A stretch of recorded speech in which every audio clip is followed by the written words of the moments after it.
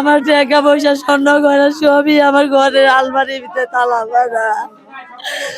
আমার ঘরে কিছুই না, আমি সবাই বাড়িতে থেকে দেশের তাই কাটাইছি। শুনে আইসি এই জন্য দাঁড়াইছি, আর ঢুকতে দিই না।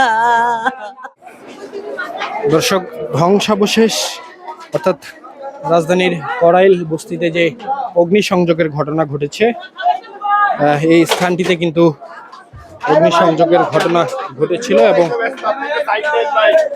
তারপরে কিন্তু দেখতে পাচ্ছেন এখানকার যে পরিস্থিতি।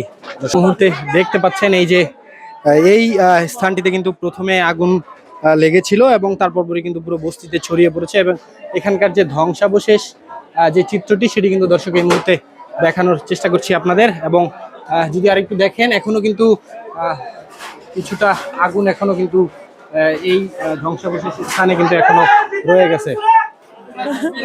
সব কিচ্ছু বলে নাই, পুরা ঘর বাড়ি বলে পড়ছে, কিচ্ছু নাই।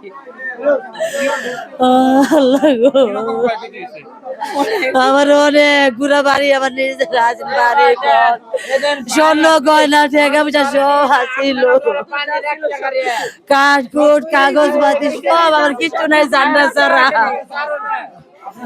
আমার জান ছাড়া আমার কিচ্ছু নাই।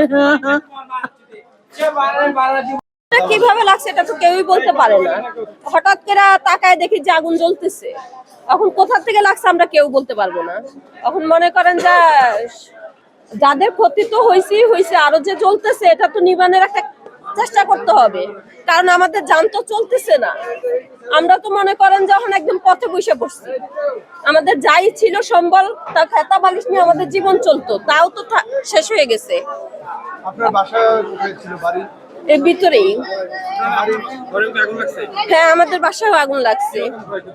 ক্ষয়ক্ষতি তো কিছুই নাই, কিছু নিয়ে আজ আমরা বাইরে যাবো তার মতো তো ক্যাপাসিটি ছিল না, বাইরানের মতো পথ পাই নাই খুঁজা, খালি নিজেরা সেফটি হইছি এতটুকুই।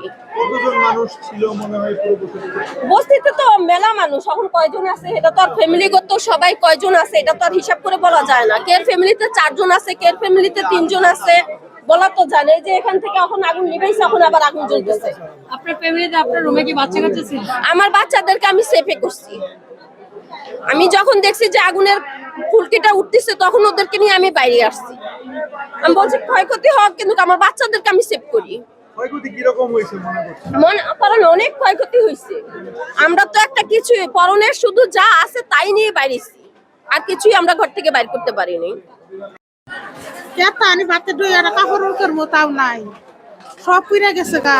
একটা কাপড় খালি পিন্ধন আছে, আর কিছুই খাবার পাইছি না, বাইরে পাইছি না, আগুন আই পড়ছে। কিভাবে লাগছে জানি না কিভাবে লাগছে আগুন, ওই দিকে তাইছে আগুন। আপনার বাসা কোন দিকে?